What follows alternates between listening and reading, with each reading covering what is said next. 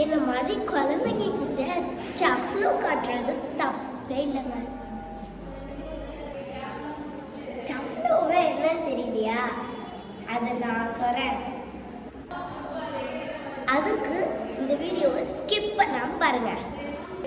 டஃப்லோனா என்னன்னு புரிஞ்சுக்கிறதுக்கு ஒரு குட்டி ஸ்டோரி இன்ட்ரெஸ்டிங்காக சொல்கிறேன், அதை கேளுங்க. உலகத்தில் இருக்க அனிமல்ஸ் டாலஸ்ட் அனிமல் ஜிராஃப். அது நம்ம எல்லாத்துக்கும் தெரியும். அந்த ஜிராஃப் 6 அடி உயரத்துல இருந்து நின்றுக்கிட்டே குட்டி போடுமா.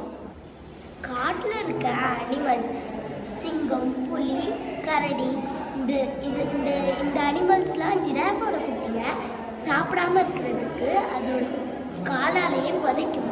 யார? அதோட குட்டியை. ஏன் தெரியுமா? அந்த குட்டிக்கு ஓடுறதுக்கு பிராக்டிஸ் தரத்துக்காக. இதுக்கு பேர் தான் டஃப்லோ. காட்டில் இருக்கிற அனிமல்ஸே அதோட குட்டிக்கு டஃப்லோ கொடுக்குறப்ப நீங்க உங்க கிட்ஸுக்கு டஃப்லோ கொடுக்குறதுல தப்பே இல்லை.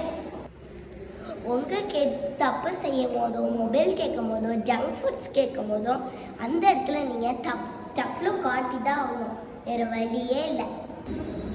இந்த டஃப்லோவில் காட்டுறதுனால என்ன பெனிஃபிட்ஸ்னா, உங்க குழந்தைங்களோட பிரெயின் பேசிக்லேருந்து ரொம்ப ஸ்ட்ராங்காக இருக்கும். எந்த ஸ்ட்ரகிள்ஸாக இருந்தாலும் அவங்களே ஃபேஸ் பண்ணிடுவாங்க. சம் சுச்சுவேஷனில் பேம்பரிங் வேணாம், பேரண்டிங் தான் வேணும். நீங்களும் உங்கள் கிட்ஸுக்கு டஃப்லோ கொடுக்குறீங்கன்னா கமெண்ட்ஸில் டஃப்லோன்னு கமெண்ட் பண்ணுங்கள். Like, share, comment and follow for more.